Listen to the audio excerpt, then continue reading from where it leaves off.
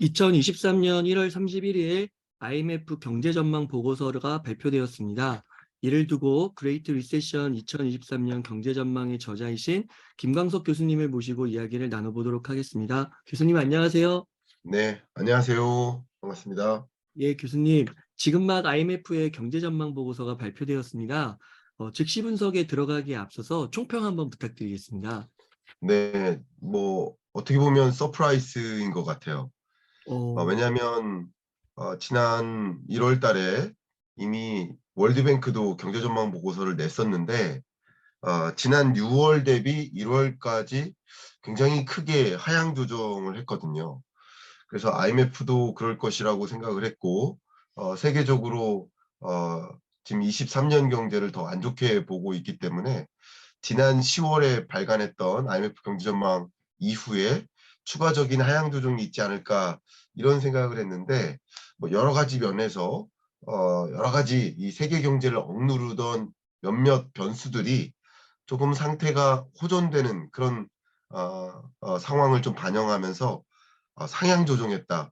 어, 이것은 또 어쨌든 증시에 긍정적인 영향을 훈풍을 또 불러오지 않겠는가 하는 어, 생각을 한 가지 하고 있고요. 네. 다만 또 한 가지는 금리를 굳이 동결할 요인이 있나 이런 생각을 또 갖게 만들어요. 그러니까 아, 금리를 추가적으로 인상해도 경기 침체 절대 없다라는 생각을 아, 또 갖게 만들기도 하거든요. 두 가지 요인을 함께 분석하면서 와. 이 세계 경제를 IMF가 어떻게 조망하는지 살펴보면 어떨까 생각이 됩니다. 네, 교수님. 너무 놀랍기도 하고요. 흥미롭기도 네, 한데요. 교수님, 네, 우선은 그러면 즉시 분석 조금 들어가기에 앞서서 이 네. IMF의 경제 전망 보고서가 왜 중요한지 한번 짚어주실 수 있으실까요? 일단 테크니컬하게 먼저 말씀드릴게요. 그게 더 이해가 납득이 쉬우실 것 같습니다. 네. 제가 있던 현대경제연구원도 마찬가지고 지금 현재 있는 연구원도 마찬가지고 전에 있던 제가 국책연구원에 있을 때도 마찬가지. 그리고 제가 있었던 민간경제연구기관 말고 국내외 모든 민간경제연구원들이 보통 경제전망 보고서를 발간합니다. 그럼 경제전망 보고서를 저도 이제 주니어 시절에는 여러 경제전망 보고서를 쓰는 연구원 중에 한 명에 불과했었고 이제 나중에 이제 실장급이 되면 그걸 이제 PM 자격으로 경제전망 보고서를 쓴다고 생각하시면 좋아요.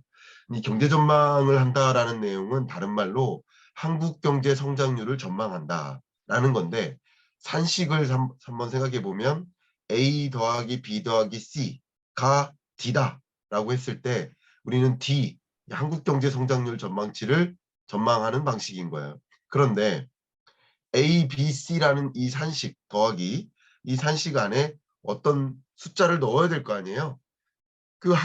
특히 세계 경제 성장률이 한국 경제 성장률에 영향을 미치지 않겠습니까? 네. 그러면 세계 경제 성장률 전망치에 대한 전제라고 볼 수 있죠.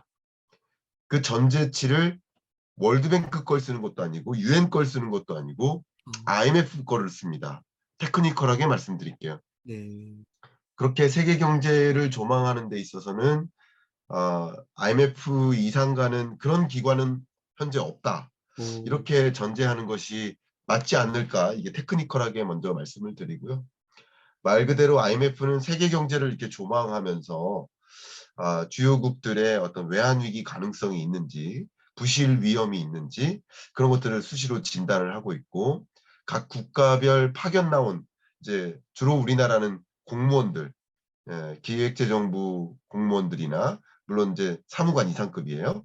그리고 KDI에서도 그쪽으로 이렇게 갑니다.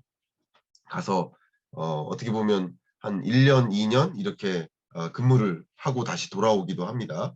그렇게 파견 나가서 한국 경제에 대한 의견을 많이 전달하는데 그런 이코노미스트들이 굉장히 많다. 어, 몇백 명이다. 저보다 훨씬 훌륭한 사람들이 한 어, 300명 된다. 이렇게 생각하시면 좀 도움이 될 것 같고요. 그들의 종합적인 의견을 반영한 거니까. 그렇다고 한국 경제를 전망할 때는 국내 어떤 연구기관보다 IMF 전망치가 더 좋다 이렇게 생각을 안 합니다. 네. 한국 경제를 조망하는 거는 국내에 있는 연구기관들의 전망치가 더 디테일하다 이렇게 볼 수 있고요. 세계 경제를 참조할 때는 IMF 전망치가 좋다 이렇게 생각하고요.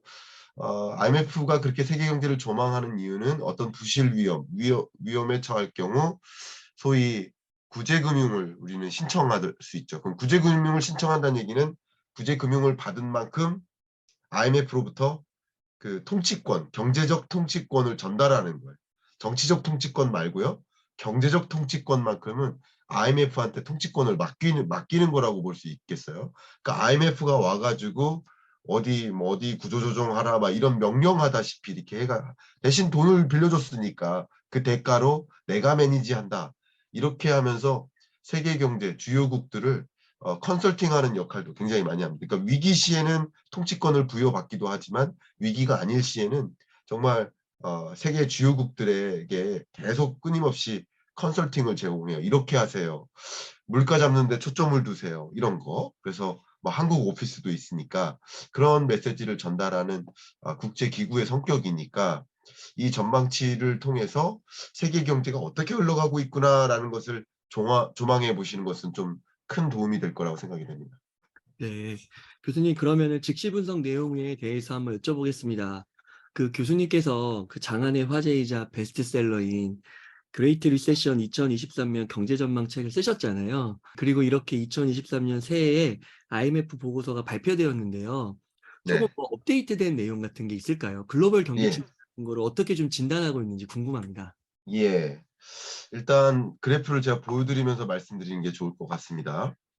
오늘 보여드리는 모든 자료는 IMF에서 제공하는 데이터를 그래프로만 제가 그린 것뿐이니까 여기 있는 데이터는 다 IMF의 분석 데이터 이렇게 생각하시면 좋겠고요.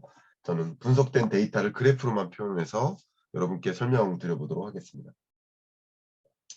여기 보시면 지난 21년 10월까지만 해도 대략 뭐 1년도 더 전이네요. 그때까지만 해도 IMF가 세계 경제에 충격이 있었고 뚜렷하게 회복되는 듯 했다가 회복세가 나름 유지된다. 견조한 회복세가 유지될 것이다. 라고 전망을 했었어요. 첫 번째. 그 다음 전쟁이 터졌죠. 그래서 이 전쟁이 장기화될지 생각하지는 않았고 그래도 단기적으로 전쟁의 충격이 작용되니까 적어도 러시아 경제가 GDP가 많이 꺾이지 않겠습니까? 그런 걸 반영하면서 이렇게 하향 조정했다. 22년 1월에. 그 다음에 22년 10월 바로 건너뜁니다. 여러분 바로 초록색으로 보지 마시고 네. 점선을 보십시오. 22년 10월에 3.2%, 2.7%로 굉장히 큰 폭의 하향 조정을 합니다. 이 하향 조정의 의미는 고물가가 찾아왔고 전쟁이 장기화되면서 그리고 그 고물가에 대응하기 위해서 고금리를 도입했던 거야. 그러니까 고물가와 고금리에 대한 부담, 역습으로 세계 경제가 이렇게 많이 꺼진다. 그러면 다시 23년 성장률 기준으로 보면 22년 1월에 3.8로 봤다가 22년 10월에 2.7로 굉장히 크게 조정한 거라고 볼 수 있어요. 그런데 23년 1월 바로 오늘 지금 즉시 이렇게 발표를 했죠. 어, 3.4, 2.9%로 둘 다 상향 조정했어요. 22년 경제도 그렇게 나쁘지 않았다. 그리고 23년 경제도 오히려 종전에 봤던 것보다 이렇게 0.2%포인트 상향 조정했어요. 저는 이거 보고서를 받아들고 조금 의심을 했었어요. 내가 어, 뭔가 잘못 본 게 아닌가 했는데 어쨌든 0.2%포인트 상향 조정했다. 그 의미나 배경은 제가 좀 이따 설명드리는 것으로 하도록 하겠고요. 어쨌든 이 2.9%의 의미를 한번 해석해 보면요.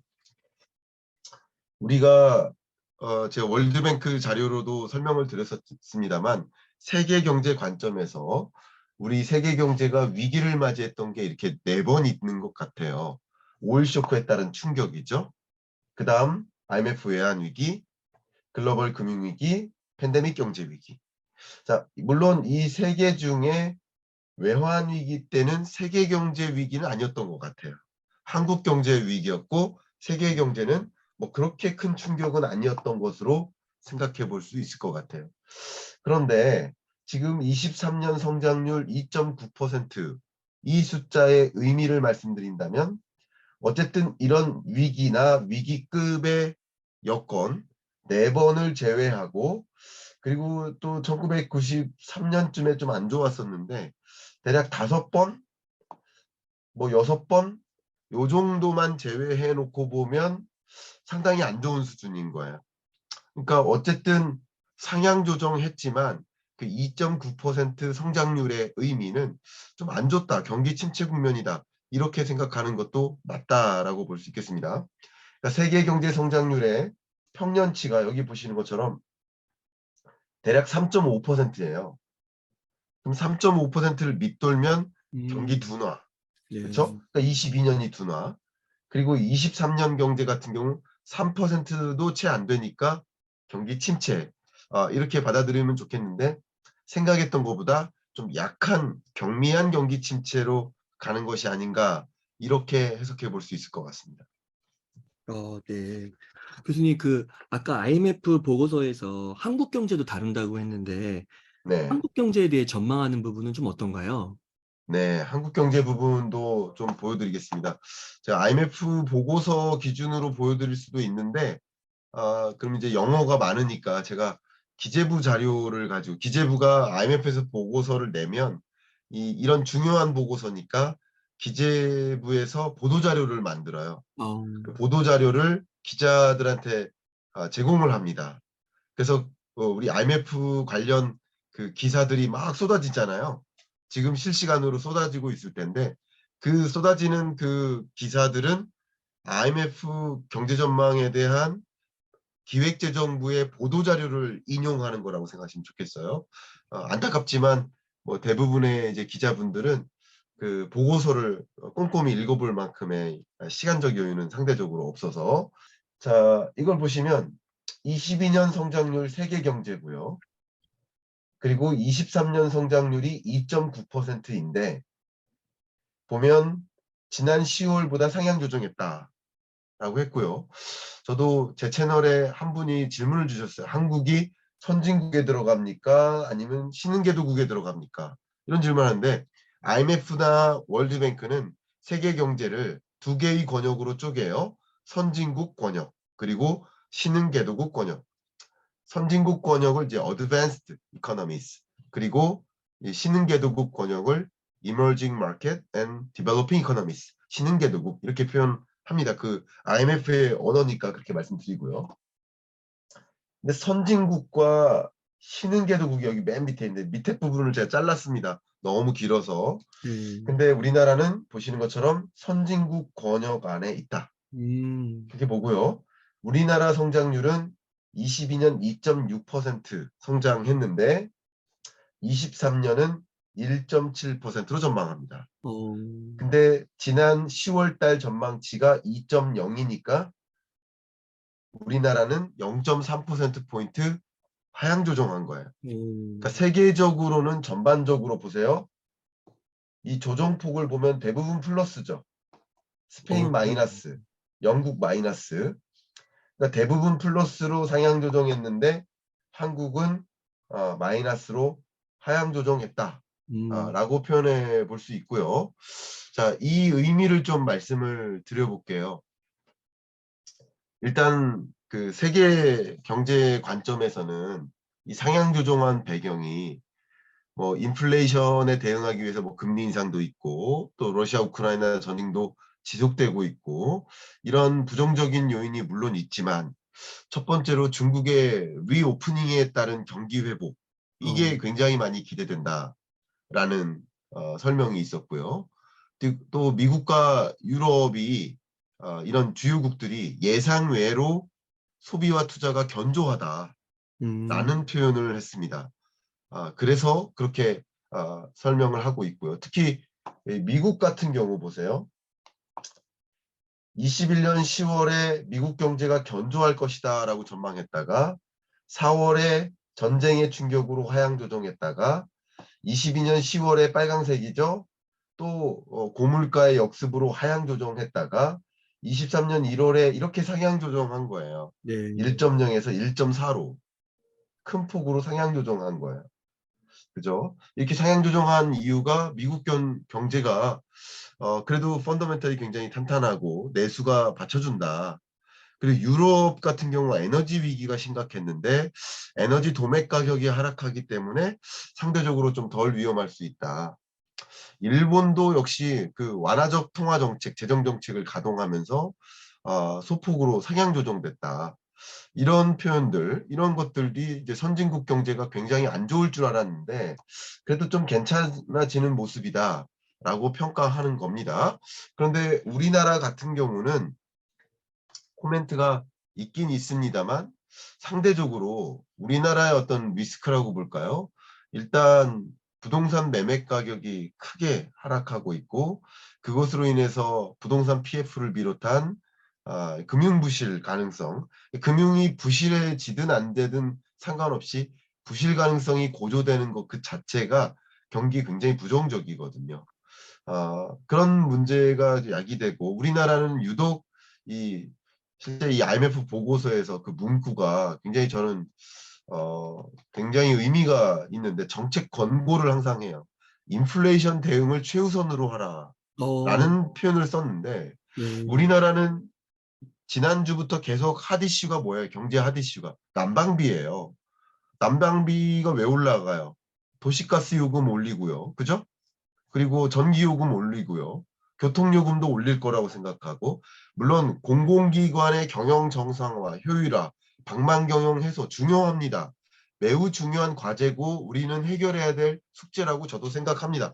다만 물가가 이렇게 숙제인데 세계 각국이 물가 잡겠다고 움직이고 있는데 우리나라만 정책 기조가 좀 엇갈리는 게 아닌가 그런 부분에 대한 경고예요. 네. 그러니까 물가가 생각보다 안 잡히면 긴축적 통화 정책 기조를 더 가져가야 되잖아요.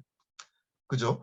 만약에 물가가 빨리 잡히면 긴축적 통화 정책에서 완화적 통화 정책으로 빨리 전환할 수 있고 경기를 부양시킬 수 있는데 그럴 어떤 가능성을 좀 실추시키니까 그걸 지적하는 모습이라고 생각할 수 있겠어요. 그래서 세계 경제는 나름 괜찮은 모습인데 한국 경제는 더 부정적으로 전망한다. 이렇게 해석해 볼 수 있겠습니다.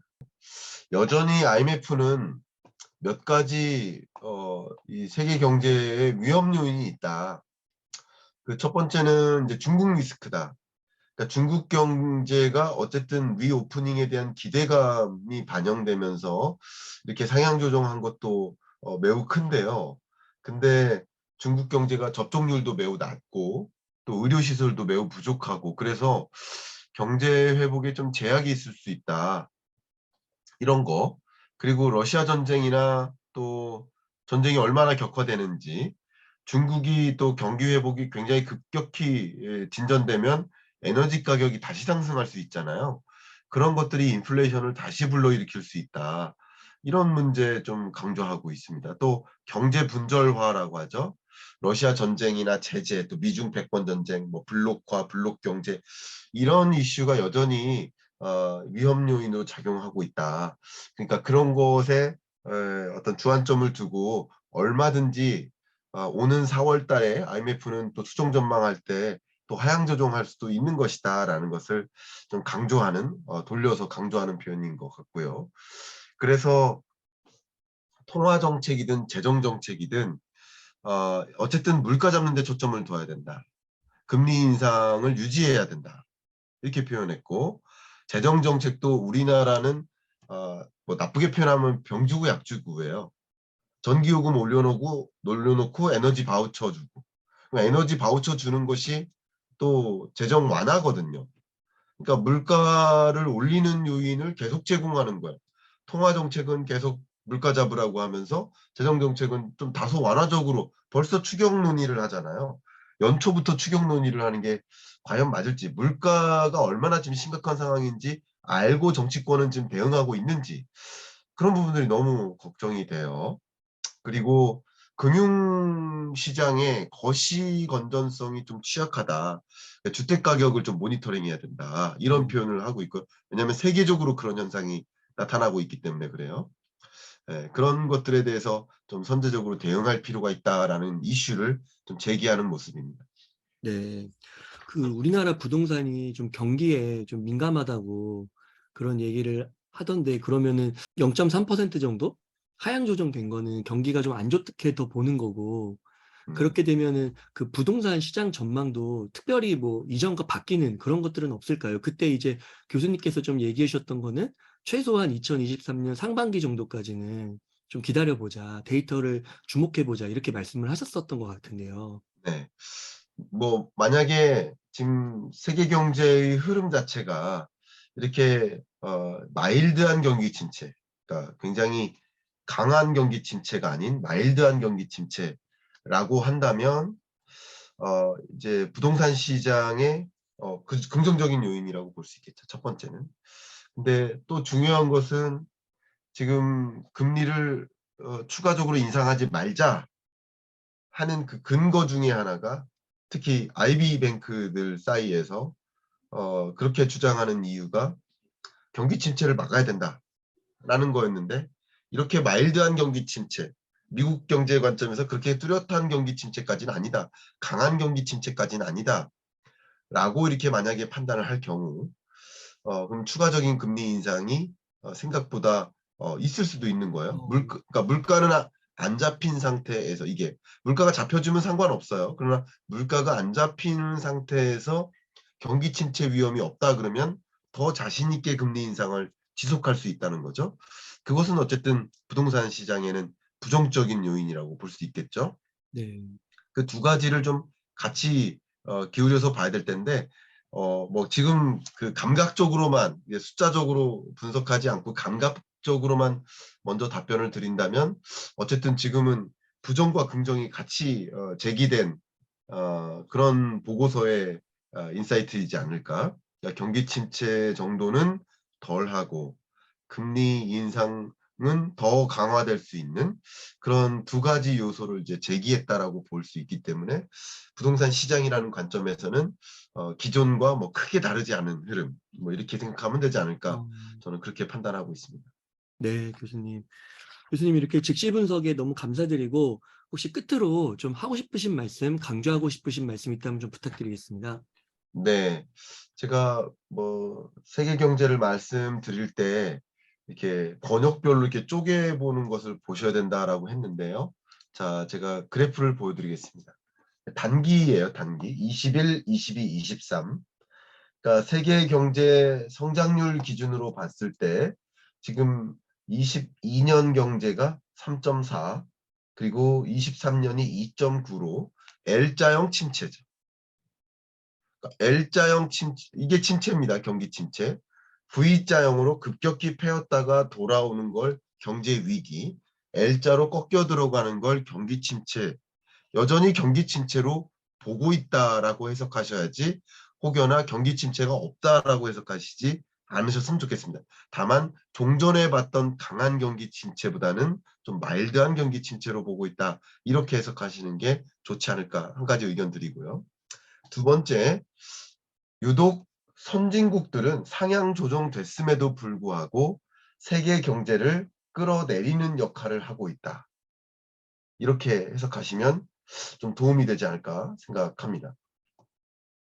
보신 것처럼 선진국 경제는 지금 1.2%로 굉장히 안 좋은 흐름으로 전개되고 있다. 미국과 유럽. 그러니까 미국과 유럽이 소폭의 상향 조정은 되었어요, 물론. 그러나 그게 뚜렷한 상향 조정은 아니고요. 제가 오늘은 23년을 말씀드렸는데 24년 전망치는 추가적인 하향 조정이 이루어졌어요. 세계 거의 모든 나라에서 거의 99%에 해당하는 나라들이 24년 전망치가 하향 조정됐어요. 그러니까 이것은 장기 경기 침체로 보고 있다는 뜻이에요. 그러니까 23년은 마일드하지만 점차 더 안 좋아지는 흐름, 그런 흐름으로 전망하고 있다는 것을 유심히 어, 생각해 주시면 좋겠고요. 이런 와중에 보시는 것처럼 선진국이 아닌 신흥개도국들은 오히려 어, 반등한다라는 것도 좀 주목해 주시면 좋겠습니다. 이게 무슨 말이냐? 22년 기존 성장률 전망치가 3.7%였었거든요. 근데 3.9%로 상향 조정됐고, 23년 전망치도 3.7%에서 4.0%로 0.3%포인트나 상향 조정됐어요. 제가 이미 여러 차례 말씀을 드려왔는데, 이 선진국 권역 중에서도 유럽과 미국이 특히 힘들고요. 근데 신흥개도국 중에서 주로 이제 중국 경제도 포함이 되겠습니다만 중국 경제가 엄청나게 상향 조정됐거든요. 뿐만 아니라 중국을 제외한 아시아 태평양 신흥국들, 필리핀, 말레이시아, 베트남, 인도네시아, 캄보디아 이런 나라들의 경제가 고물가 압력은 상대적으로 덜하고 그러니까 고금리 압력도 덜하고 경제는 나름 견조하게 뒷받침되는 이런 흐름. 그래서 이미 제가 23년 경제 전망 여러분께 보여드릴 때 아시아 태평양 지역을 중심으로 한 그 신흥국 ETF 투자를 좀 추천드렸었잖아요. 네. 그런 흐름은 더 강하게 조언 드릴 수 있겠다. 네. 라는 좀 긍정적인 신호도 한 가지 말씀드리고요. 끝으로 한 가지 더 말씀드린다면 IMF 경제 전망과 월드뱅크 경제 전망을 좀 같이 보시면 여러분이 더 중립적인 스탠스를 가지실 수 있지 않을까 이렇게 생각하는데요. 네. 마침 어제 날짜로 월드뱅크의 글로벌 경기 침체 경고와 월드뱅크의 경제 전망 보고서예요. 그 보고서를 영상으로 제가 다뤄드렸으니까 제가 이 영상 끝나고 그 뭐죠 추천 영상 링크로 달아드릴 테니까 필요하신 분은 월드뱅크는 또 어떻게 보고 있나 이렇게 판단하시면 도움이 되겠습니다. 네. 교수님 오늘 인터뷰 한 요 정도에서 그럼 마무리하도록 하겠습니다. 이렇게 네, 해서 그레이트 리세션 2023년 경제 전망의 저자이신 김광석 교수님을 모시고 이야기를 나눠봤습니다. 긴 시간 동안 유익한 인사이트 많이 나눠주셔서 감사의 말씀 드립니다. 오늘 고생 네, 많으셨습니다. 감사합니다.